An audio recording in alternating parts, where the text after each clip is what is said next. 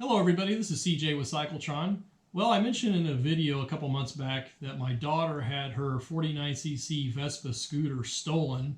A thief came in and rolled it out of the lot where she had parked it. We filed an insurance claim. We had the theft on surveillance video. I'll show you what that looked like here in a second. Really cut and dried case. She filed a police report.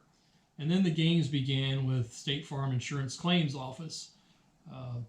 Like I said, a really straightforward theft.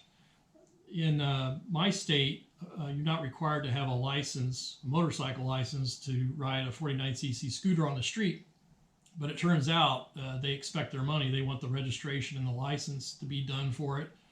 So in my state, they collect the sales tax when you register a vehicle. I didn't think we had to do it. Sometimes you'll want to register a vehicle in case you want to sell it later on. It makes the process much easier. I mean, we did have a certificate of origin from Vespa or Piaggio, so we could have registered it. But she wasn't really inclined to pay $400 in sales tax, and I don't blame her. So we reported the theft. State Farm didn't say anything about the registration at first, and they came in with a really lowball offer. So let me start and show you with the surveillance, this guy coming in. If any of you recognize this person, please let me know in the comments. I'll put the police on them here. But they just come in. They must have had their eye on this scooter. They come in about 12:30 at night. Fortunately, she wasn't around. Nobody else was around to confront this person, and they wheel it out. Police haven't recovered the scooter, haven't found the suspect or anything like that. So filed the claim promptly.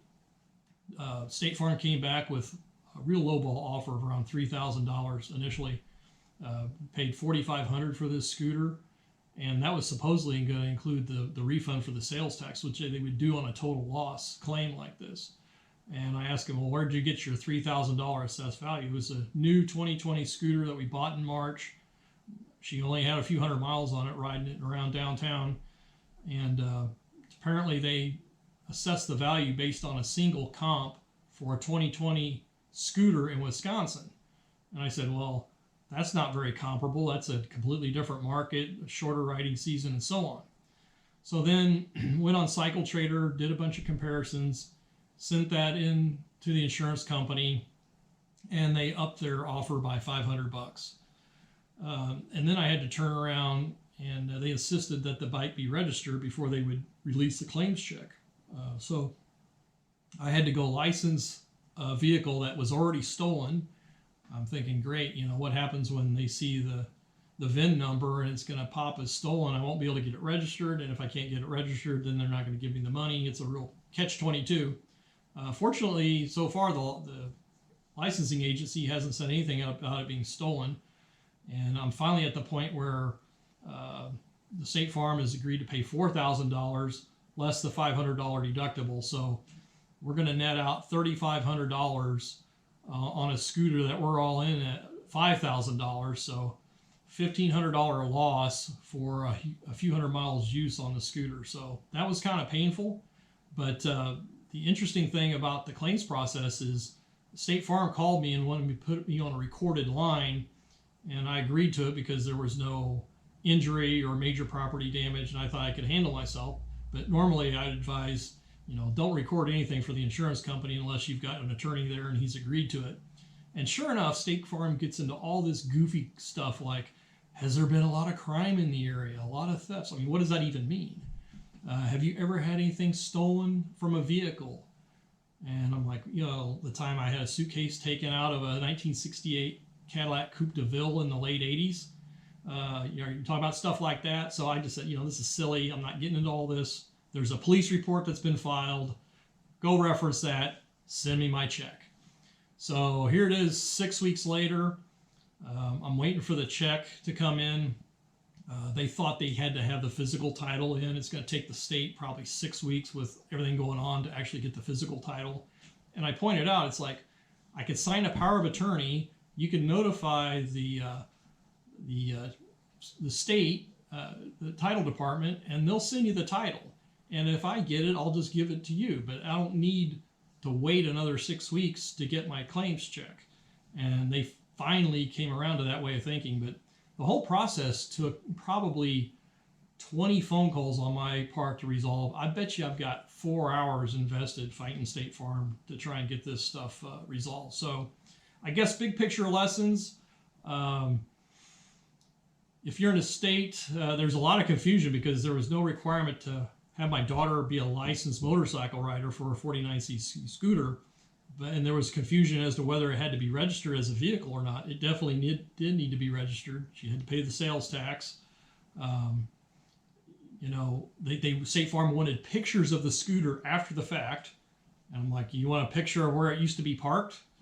I'm like, why do you need a picture of it now? It's already stolen.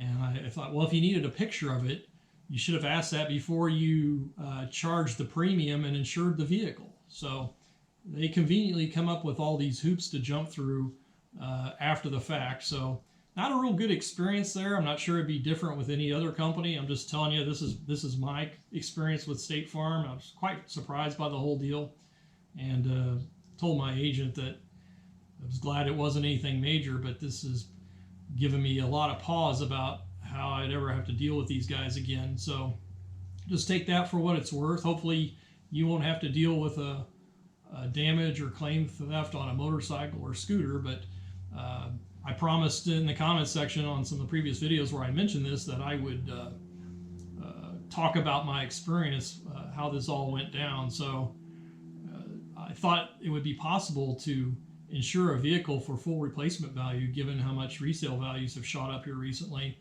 and that's not the case. They just go by actual value, and you know, the whole process is they come up with a number. If you don't like it, you can rebut it. If both parties still don't agree, then you have to pay for a third-party appraiser. I didn't want to go to that extent. So it's a whole deal for, you know, a few $100 extra. But yeah, I guess bottom line is, I think she learned this. Make it hard for people to steal things. Lock the steering column. Put an extra chain or Krypton lock on one of the wheels, preferably the back wheel. Make it much more difficult for casual theft anyway.